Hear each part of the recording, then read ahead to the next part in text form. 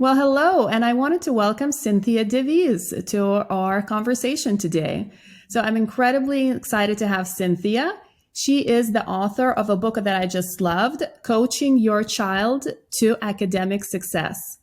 She's a college prep coach. She's a keynote speaker. She's been an education leader for 25 years. She works with numerous school districts, implementing different education programs, particularly equity. So I'm very excited to have you, Cynthia.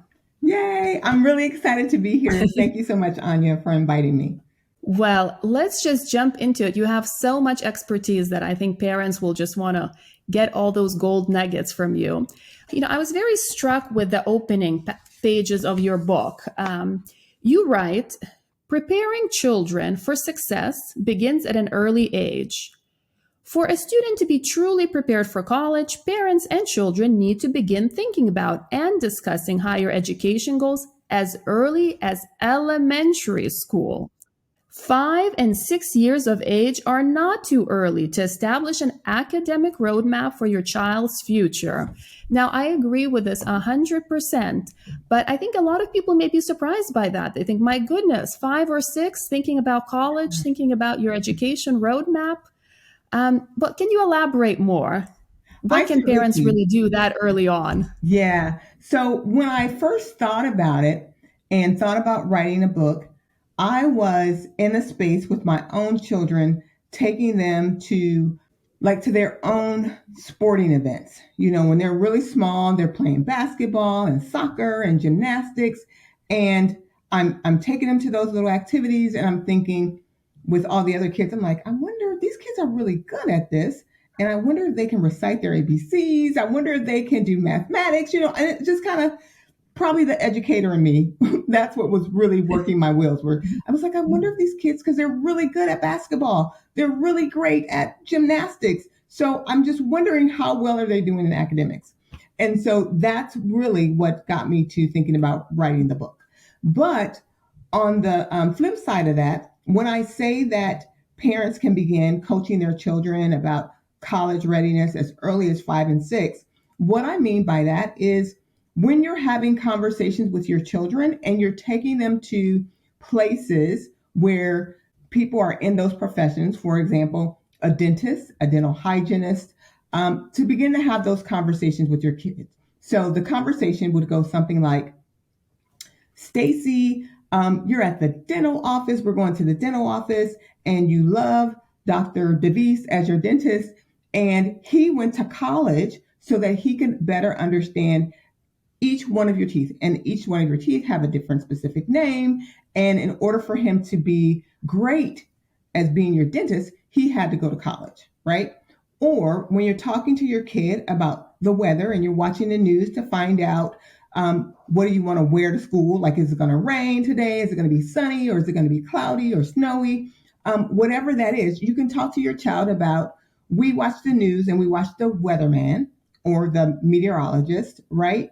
And in order for them to know and to predict the weather for the day, that individual had to go to college. So you begin to have college conversations with your child. They went to school, not only elementary, middle, and high school, but they had to go so they can be an expert, so they can be great in their field. So those are the kind of conversations that I encourage parents to have with their children so they understand that these people that we go to and we visit every day, the way that they became great in their field is they attended college. So those are just small conversations that you can have with your child. And then one of the other things that I love to do and that I did with my children is we would always, I'm in Ohio, and in central Ohio, we have several colleges and universities. And so it was nothing for me to take my kids to a college campus, to sit in the middle of the campus space, lay out a blanket and have snacks.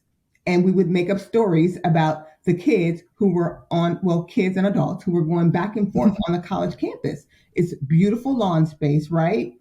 College campuses are usually beautiful spaces. I would take my little ones out, put a blanket out, and we talk about, hey, I wonder if that kid is going to study, biology. I wonder if this kid is going to study math or, whatever it is. We would just make up stories while we were taking a snack on a college campus. So those are some things that I always encourage people to do when they have elementary kids, to slowly introduce them to college going experiences. And so those are some things that I would suggest.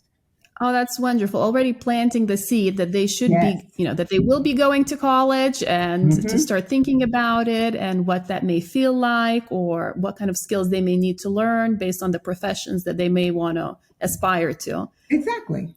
Yeah, exactly. So, to what extent do you think parenting determines a child's academic success or the type of education a child receives? Yeah, so I won't get deep into the research, but I will say that there is research that shows a predictor of a student's success in regards to the parent's engagement in their education, right? And so what we have learned through the research is that if a parent is engaged in that child's education, then that child will, they will persevere a little bit more. They will try harder. They will graduate. They graduate more if their parents are involved. Students will just want to go to school a little bit more. And so those things show in the research that if a parent is more engaged in a child's education, then that child's success level will only improve. And so it doesn't mean necessarily that the parent needs to have gone to college for that child to be successful. What we're asking parents to do is just be engaged in their learning, show that they're interested, show that education is important. And with that, then the child will know that it's important to you and that it's important for them to kind of persist in education. Absolutely. Yeah. And if we dig into the nuts and bolts a little bit, Mm-hmm. because you were very involved with both of your children from a very early age as a parent and very involved in their education, what type of personal or academic skills does a parent need to develop or help develop for their children in the elementary school years? Yes. So if there's one thing that I would encourage parents to do with their children is to build a love of reading. Reading. Because vocabulary is so important from elementary, middle, and high school, and even on to college, that reading is so important. So, and why I added vocabulary in that is because students are using vocabulary in order to take all of our assessments that we have in school, right? The third grade reading guarantee. Parents may have heard of that, right? That you have to know to read to be able to progress through school, right? And so one of the things that I encourage parents to do is to begin to teach kids not only their letters, but begin to introduce as many books as possible to a child so that child can continue to read. And once you build the love of reading, then their chances of doing well on these assessments would only improve, because there's so many words that when you think of, let's say for an example, shirt, right? If you have a shirt, what are some other words that you can call it? You maybe call it a t-shirt. It may be called a blouse, right? So there's a lot of words that would encompass one item. So if you think about a boat, it could be a yacht, right? It could be a sailboat. It could be so many things. So introducing reading to your child, then they would learn more vocabulary words that would only increase their opportunities to do well on assessments. So, you have assessments in elementary, middle, and high school, even to get into colleges and universities, the ACT and the SAT, right? So if there is one thing that I would talk to parents about, it would be reading and vocabulary. One of the other things that I want to mention for elementary students, parents of elementary students, is if you are teaching them about reading, and we think about the third grade reading guarantee, then we really think about, let's say up until third grade, we're teaching children how to read, right? We're teaching them how to read. And then when they get into the fourth grade, they're really using the reading to solve problems in math, right? So they're learning to read, and then they're reading to learn. So by the time they get into fourth grade, they're no longer learning to read, but they're reading to learn whatever the issue is. So math problems. Other subjects, social studies, math, science. Yes. So the foundation. And reading comprehension as well, being able to engage with the text. Yes. Exactly. No, I think you make a critical distinction within that third grade where parents should be very aware of that and that transition that happens. Mm-hmm. Exactly. What about in more personal skills? So some of the things that I would say in regards to personal skills would be if they're in an elementary school, then we're really thinking about kindness, right? Kindness is very important. Getting along with other children, right? Being safe. But I would say kindness is very important. So then when they get into middle school, it's also kindness, but we're also thinking about empathy and how do you show empathy if you were in someone else's shoes. So it's also about kindness and empathy. So some of the things that we're teaching elementary and middle school students is about social emotional learning and how we can all work together because we're not only teaching our students to have compassion and to learn and respect all people, we're really teaching them about kindness and empathy. Oh, absolutely. And what about the middle school years? Are there any key skills, academic or key crossroads that children are entering in the middle school years? Yeah. So one of the things that I mentioned was not only about building empathy when they're in middle school, but I would also say about critical thinking is really important, right? So to be able to read a text and to think critically about what they've read. And I also think that when you're thinking about children socially, they're really thinking about like their social media and engaging with their friends. And a lot of times people are posting things and they're reading things that may need a little bit more critical thinking before they repost or before they share a comment. So I would definitely think about critical thinking and what does that mean, not only for their academics, but also their social skills as well, just being critical thinkers. So, you also note in your book that usually in eighth grade, students can enroll in classes that receive high school credit already. And you emphasize this point. And it is the case. For example, a lot of students, and it is becoming increasingly common that if they're advanced, they can already be enrolled in algebra in their eighth grade year. And you write in your book, quote, that you must ensure your child is academically prepared in elementary school to be enrolled in accelerated classes when they enter middle school. So you praise quite the bar here, I think, already.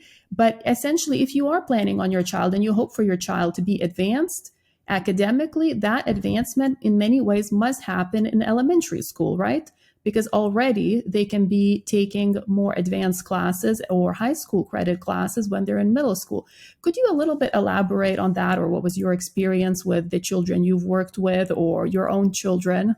Certainly. So one of the things, just like you mentioned, algebra, having the opportunity to take algebra in middle school, when normally when you think about algebra in our general education, it's taken in the ninth grade. So general education, algebra starts in the ninth grade. However, if you would like your child to stay on track to be in, say, calculus or physics and have the opportunity to take those classes before they go to college, to be introduced into those upper level subjects before they go to college, right? Then there is a trajectory that they have to be on, right? There's a path, right? So you're not going to take algebra and then just jump into calculus, right? So there's a trajectory to get there. So if a student is not taking that algebra class in eighth grade, right? If they offer it for you to take it in eighth grade as an advanced student, then that student will be able to take upper level or higher level math when they get into high school, okay? Which is just going to prepare them even more so for college readiness.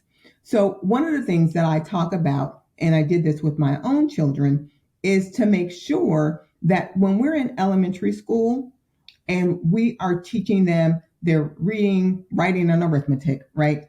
We want to make sure that they are on a path so that they can be successful and introduced into the content for mathematics so that they understand the sequences so that they're ready and prepared for it. So not every student is going to be able to take algebra in the eighth grade, right? But if as a parent, I understand what level of math my child will need to take in eighth grade, 9th, 10th, 11th, and 12th to be college ready. Say, for example, if you know that your child is showing an interest in being a veterinarian, right? or a nurse or a doctor or an engineer, then you can go today and look at the requirements in a college, the college course catalog to know what the requirements are for high school students.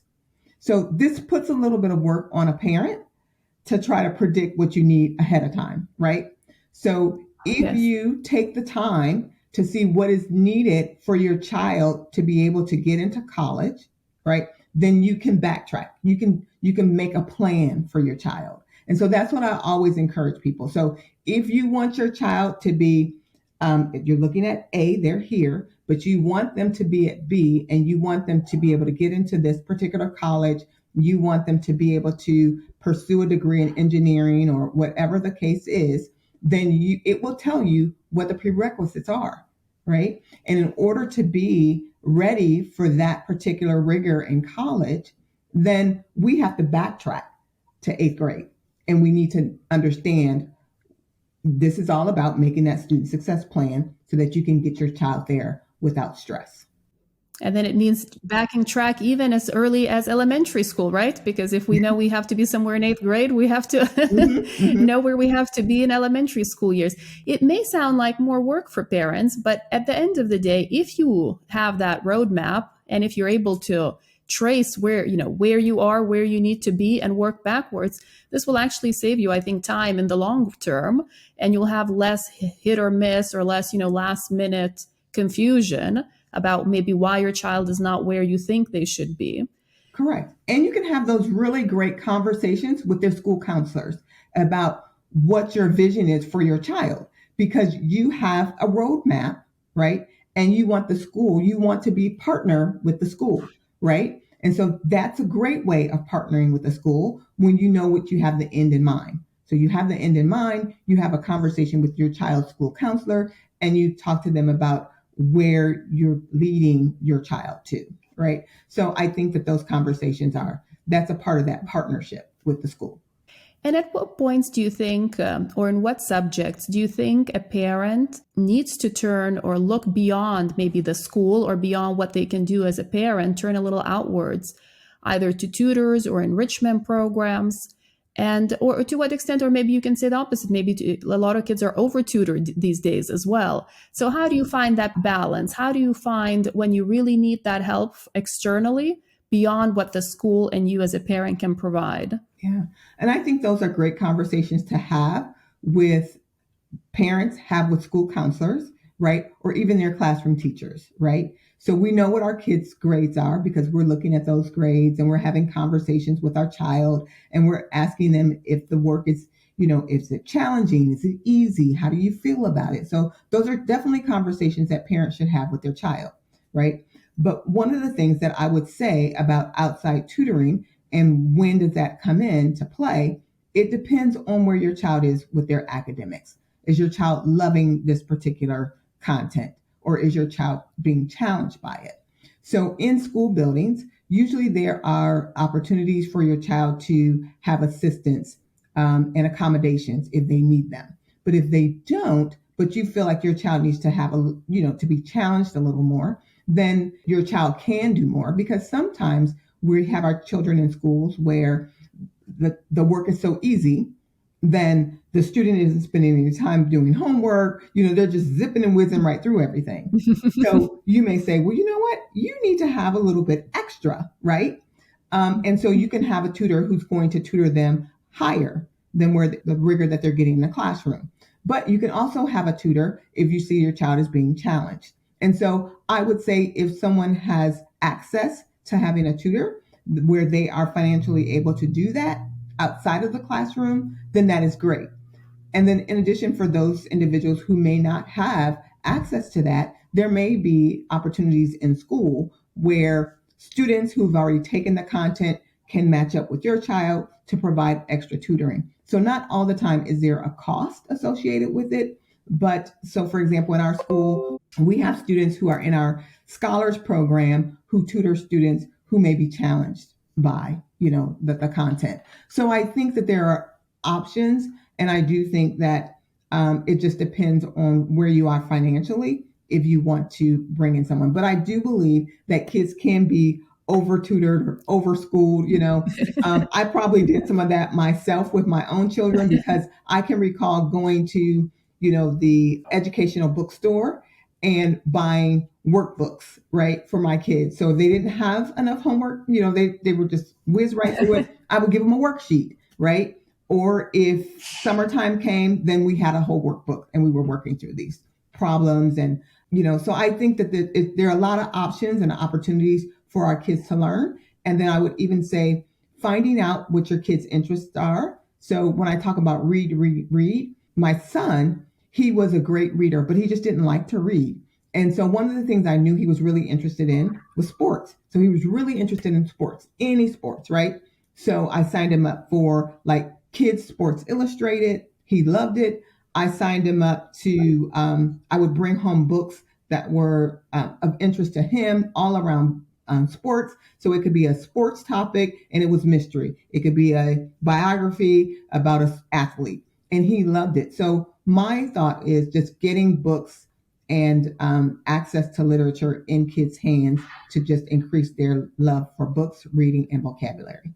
That's a great tip, I think, for parents. So while your child may say, oh, maybe I'm not that interested into reading overall, I might be more interested into whatever subject, you can always encourage more reading or by bringing books specifically on the subject that's of interest to your child, art, sports, horses, whatever it is.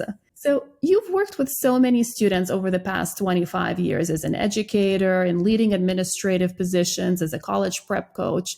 What have been some of the key lessons you have learned about successful parenting or successful students that maybe you can share with us? I really do think that it's all about having conversations with your student, right? Having conversations to understand what do they enjoy, what are some things that they're struggling with, or what are some things, just small wins and small successes. So that I believe is key to finding out how a parent connects with their child. We don't always want to be the parent that is, kind of hitting them over the head and say, you got to study, you got to do this, you got to do that. But we want to make sure that they understand that this is my desire for you, as far as your learning and your education. I think we can be very clear as parents. These are my expectations. I do a worksheet with like parents who participate in my parent university, as I have a worksheet that talks about my expectations for my child and my child's expectations for me.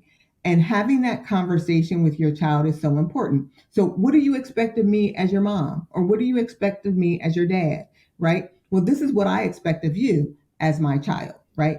As a student in school. And then you can also have the expectations for the school. And you talk to your school about, these are my expectations for my child and for you as my child's teacher. And what are your expectations of me as the parent of this child? What do you want me to do to ensure that my child is doing well in your class? So I really think that the importance of setting expectations every year, every academic school year, the expectation conversation should be had with your child. And I think that helps us be great parents and great partners with schools. Oh, absolutely. First setting the expectations and then of course articulating them, right, with all the involved parties. And what are some of the top mistakes you see or you've seen parents make when it comes to their children's education? What are some of the things we should avoid? Yeah, one of the things, like I said, just kind of hitting our kids over the head with making them do this, X, Y, and Z, right? And one of the things that I know we wanted for our children, as far as where we wanted them to go and what we wanted them to do, our kids weren't always interested in everything that we had planned for them. And that's okay, right? It's okay. So I think a lot of times what we ask our children to live out what we missed out on. And we're trying to get our child to live our experiences that we missed out on. And I think that's not a wise move, right? That's not wise. The other thing that I think that parents should be careful about is a lot of times when kids are in elementary school, we have the parent PTA or PTO, where parent-teacher organization or parent-teacher association, and our parents are so involved when our kids are in elementary school. And then when they get to middle school, we kind of ease off of our students and allow them a little bit of independence. or sometimes it's way too much independence, right? And so one of the things that I think is important for parents is to stay engaged, to stay involved, to be the parent who is, at the school functions or activities, engage with the teachers. So I think that a lot of times we kind of fall back as our kids get older, and that's when they need us even more. And even right now, during this pandemic that we're experiencing, we have seen so many children not be able to manage the stress around school. And so that's when we really need to be more engaged and more participatory in school, and then having those conversations with parents, with our children, parents having conversations with our students. And so that's where I see that parents think, oh, they're fine. They don't talk about it. They don't want to talk about it. But I do think that with our younger children, we have to continue to engage them as they continue to grow up. Oh, I think very good advice. And yes, I think it does run counter to what most people do. They kind of peak in that parent engagement in the elementary school years. Well, I wanted to ask, because it seems that some children are naturally more, I don't know, they seem more motivated, they're more interested in academics, and others are less. And probably most parents would say that they would like their child to be more motivated. So what do you think parents can do in that regard, in boosting that self-motivation and that interest in learning in the children themselves? So we don't have to hit them over the head, right? As you say. Hit them over the head with a book. Don't do that, right? But what I have found, and research also shows that if the parent is showing that they're continuously learning, then it kind of encourages a child to learn. So if you have parents who are sitting there reading a book, right? They are engaged in work on a computer. They are reading, I would say the newspaper, but I don't see many of those around anymore, but reading the newspaper, reading a magazine, or, whatever it is. I think showing that the parent is learning and that we continue to learn no matter how old we are, I think that kind of inspires a child. And you say, you know what? I am a forever learner, right? And we will all evolve into being ever learners, hopefully. And so we're just showing by role modeling and exampling what that looks like for our children. The other thing that I think is something that you can do with younger children is allow them to share in preparing meals with you and measuring. Those are great ways. Or to purchase games. They could be games that are on the computer or any games that also encourage learning. And that is also a motivation that, you know what, no matter how old we are, is not only academic fun that happens in the classroom, but we're going to do some academic things at home that will also be fun. So those are also ways to inspire and encourage learning, especially for those kids who may not be as motivated. And when you tell them, hey, come in and help me prepare or bake some cookies, and we're going to measure, and we're going to, all those things are all about math, right? And then explain that to your child. Like, this is also learning. It's just a little bit more hands-on, and that's good too. No, absolutely. And you also emphasize in your book the importance of parents advocating for their own kids in the school system, in the classroom. Can you give more examples? And how do you also balance that? Because, we probably don't also, a lot of us don't want to be the overstepping parents, or we don't want to be the helicopter parents. So how do you manage best advocating for our children? Yeah. So what I have seen most of the time, I've seen both. I've seen those helicopter parents, which I believe I have been a helicopter parent the majority of my children's life, right? But I've also seen the parents. To great success. Right. Thank you.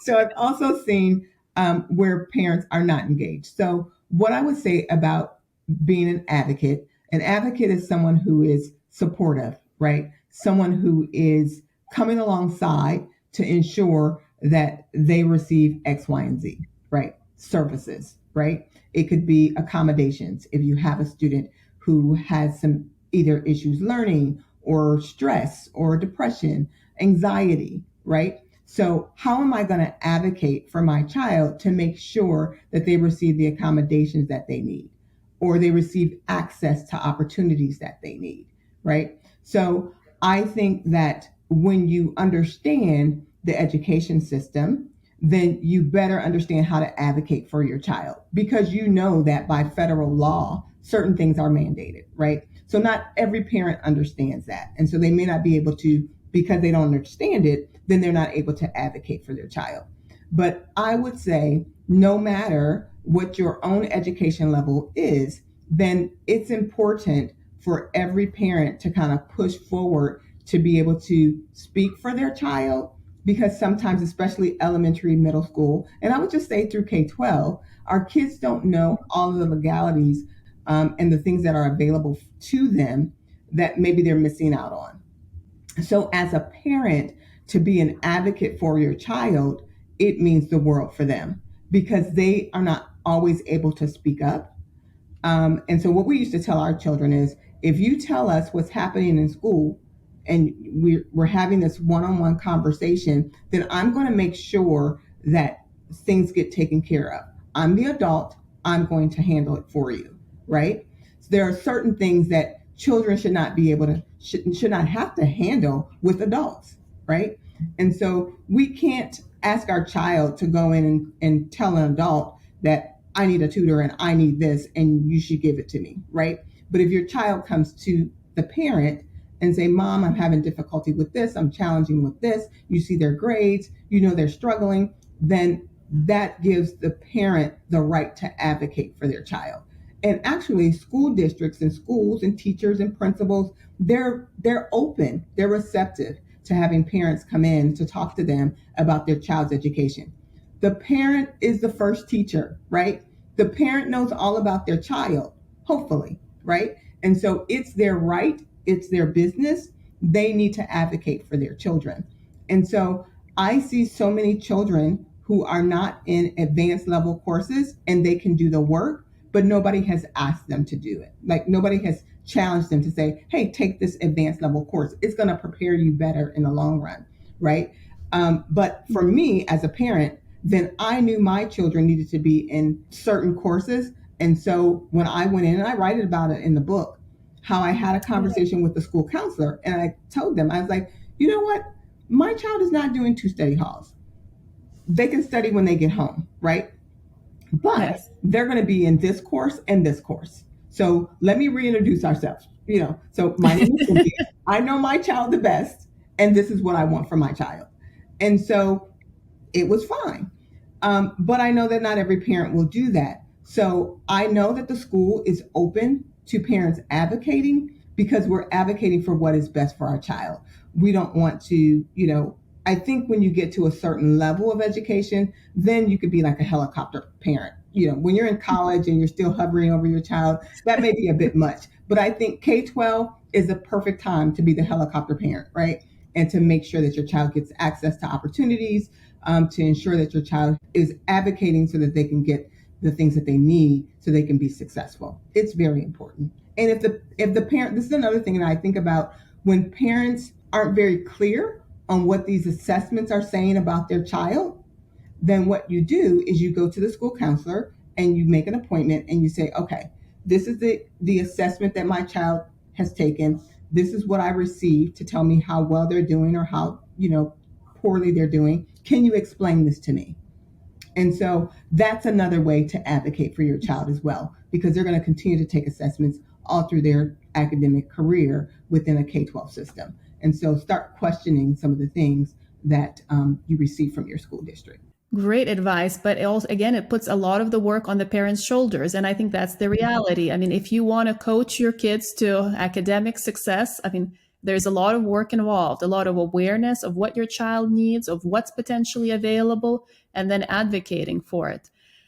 Well, I wanted to ask you, you have an incredible accomplishment that I think any parent would dream of. You have 2 adult children now, whom you've both coached to $250,000 in college scholarships. I'm sure that's every parent's dream. Yay! So what advice would you give parents or the students, I don't know, when it comes to college scholarships? Mm-hmm. How should they get started? And how early should they get started thinking about this? And, I must say, my experience is in higher ed, right? So I understand some of the ins and outs of um, higher ed and K-12 that maybe your typical parent doesn't understand, right? Because of my experience and how long I've been there. But one of the things that I would say for parents is also when you think about your child and you want them to go to college or university, think about the end in mind. Like, where do you want them to go? Like, if you have, and this is parents kind of, putting their wishes and dreams and hopes on their child, right? So if you decide that you would love for your child to go to an Ivy League institution, or you would love for your child to go to the Ohio State University, or for me, one of my children went to a historically Black college university, right? So what I did was I went to those websites to find out what type of academic scholarships did they offer, right? What were the criteria for obtaining and getting that scholarship, right? So this is me working with the end in mind. So the end in mind was total academic scholarship, right? A full academic scholarship for my child. So with that in mind, I am really looking at the colleges and universities, going to the websites to find out what is the presidential scholarship. What are the criteria to meet that particular scholarship? Or what is the alumni scholarship?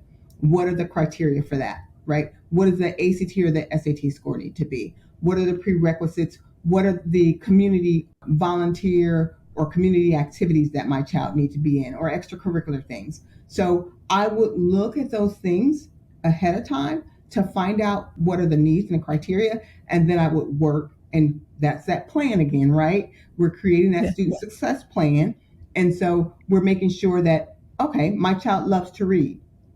I had a child who loved to argue. So I was like, you need to be on the debate team. You need to be on the debate team because you're arguing with us for no reason. So you need to have some facts behind, how do you meaningfully argue a point, right? So you get to be on the debate team, So those type of things is a part of that coaching your child, right?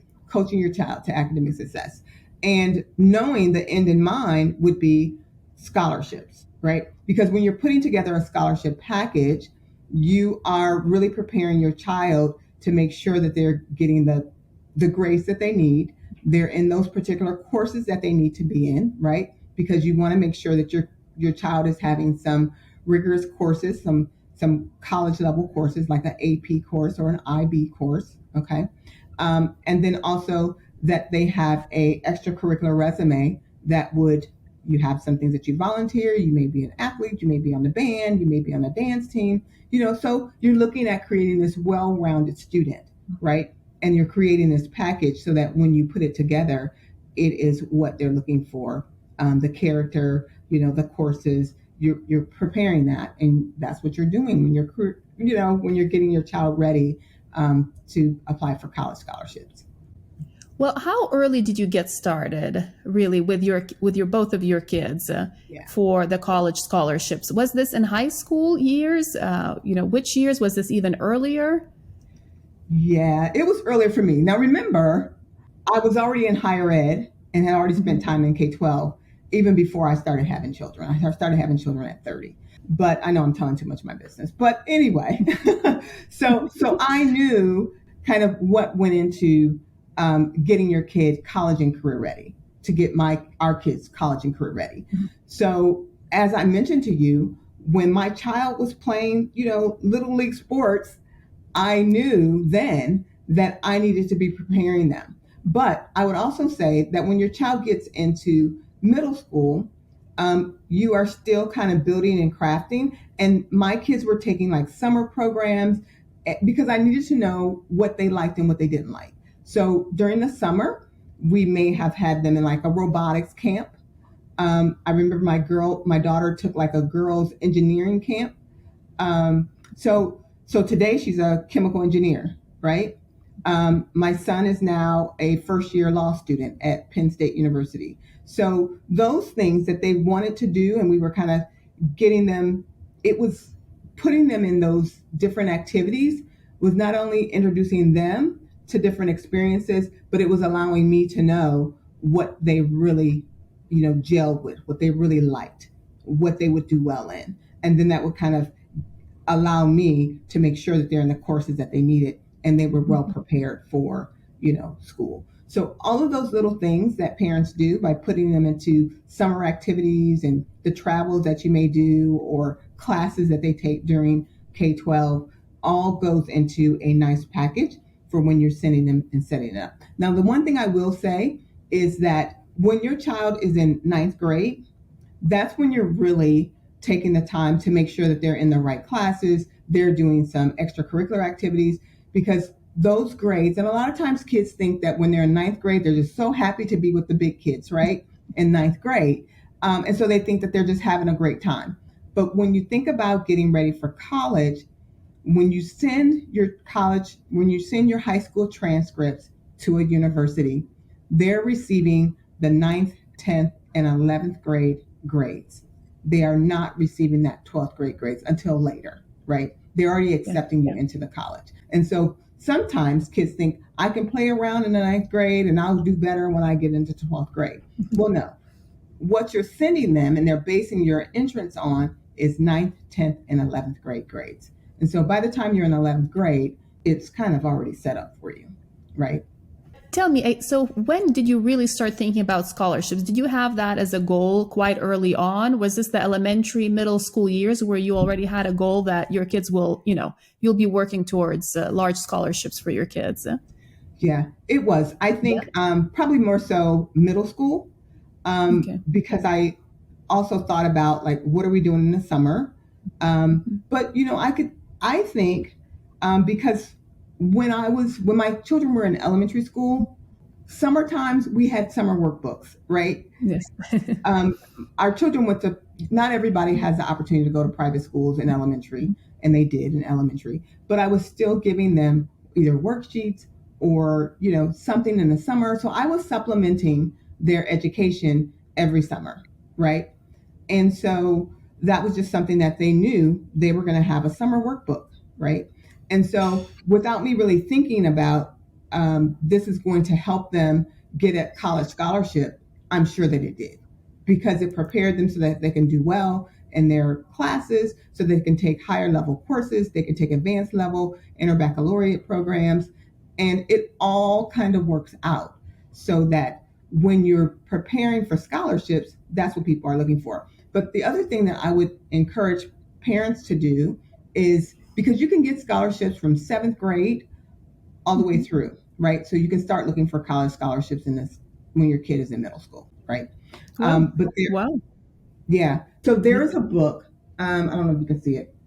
So it's called the Ultimate Scholarship Book. And this one is from 2019, and I have another one for 2020. But if you don't want to purchase it, you can go to the library to pick it up. And it has a list of all types of scholarships, right?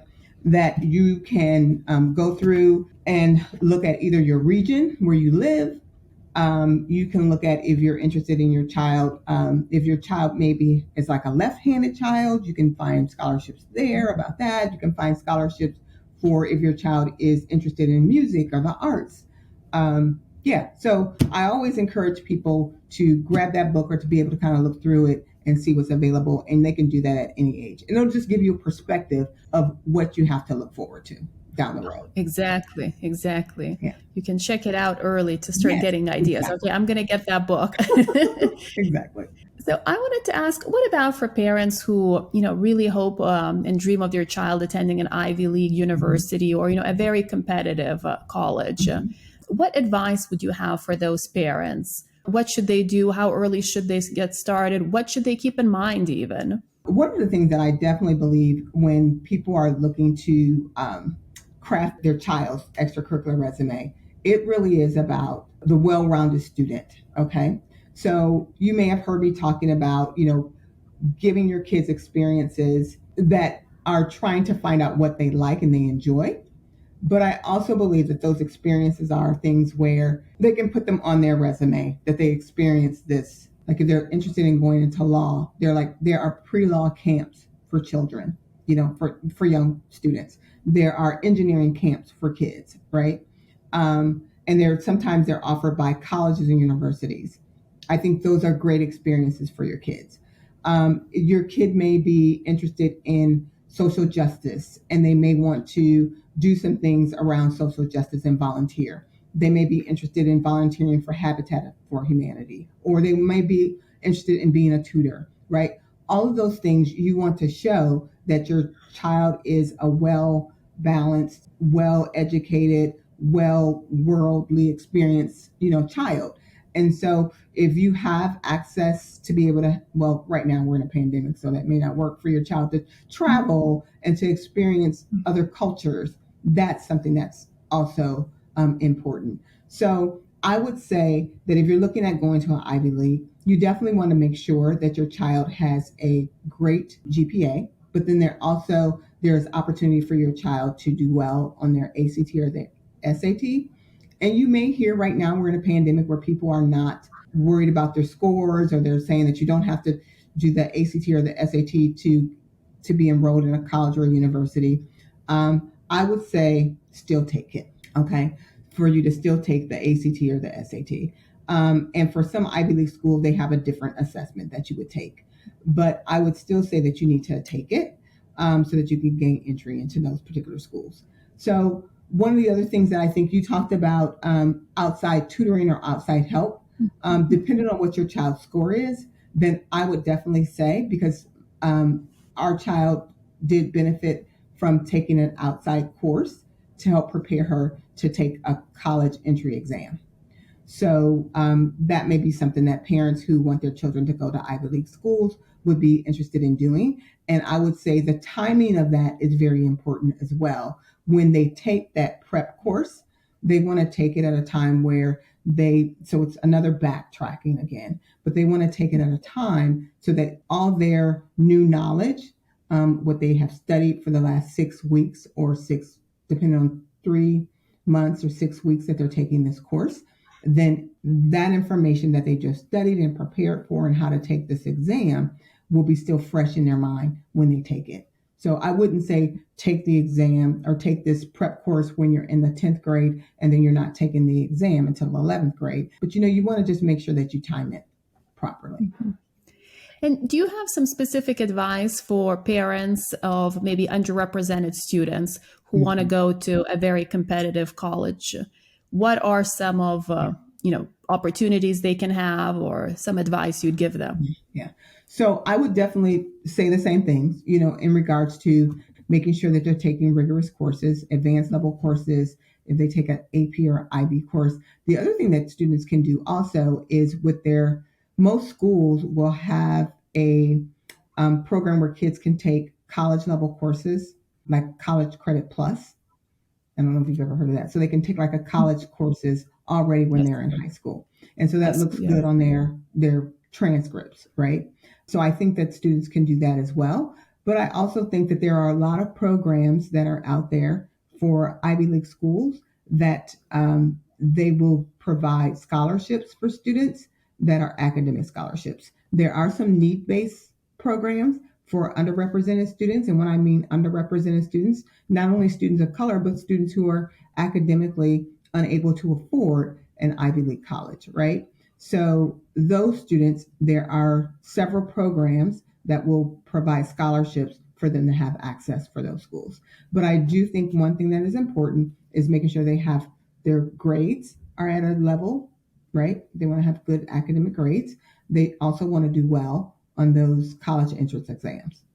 And they also want to have a package to show that they're doing community service, they're involved and engaged students. Because when you're going to Ivy League schools, not only Ivy Leagues, but any college or university, they want to make sure that those students have great character, they're well-rounded students, and that they're going to fit into that college community. And I hate using the word fit, but that they will, be able to gel in that college experience, and that the level of work and that rigor, that student is ready for that level of work.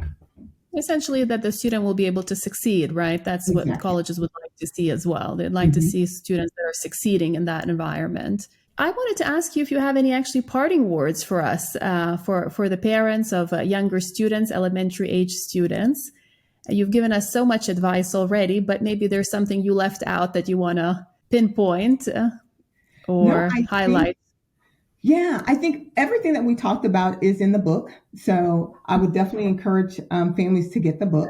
And yeah, to get the book. Thank you very much. To get the book. And then also the things that I think that there's additional tools and strategies in the book and that I would recommend for all parents, flashcards. Because remember, reading, introducing them to more vocabulary so that they're able to be better prepared for the assessments that they'll have in school.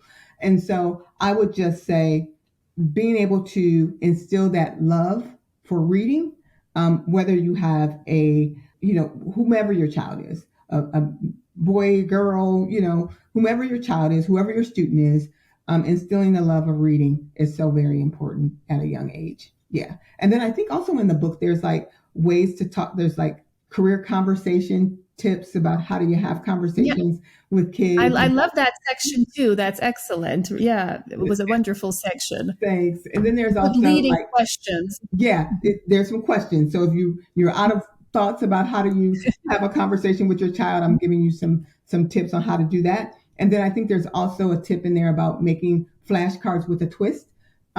So I encourage people to kind of check that out too, because as elementary students, a new way of doing some flashcards is always cool. So, yeah. Okay. Well, thank you so much, Cynthia. I think we learned so much, and you really gave us very, meaty advice and very pinpointed advice. So that was, I think, very useful. And I hope that we'll be able to see you again in the future for another conversation. That would be great. I would love that. Thank you very much, Agnia.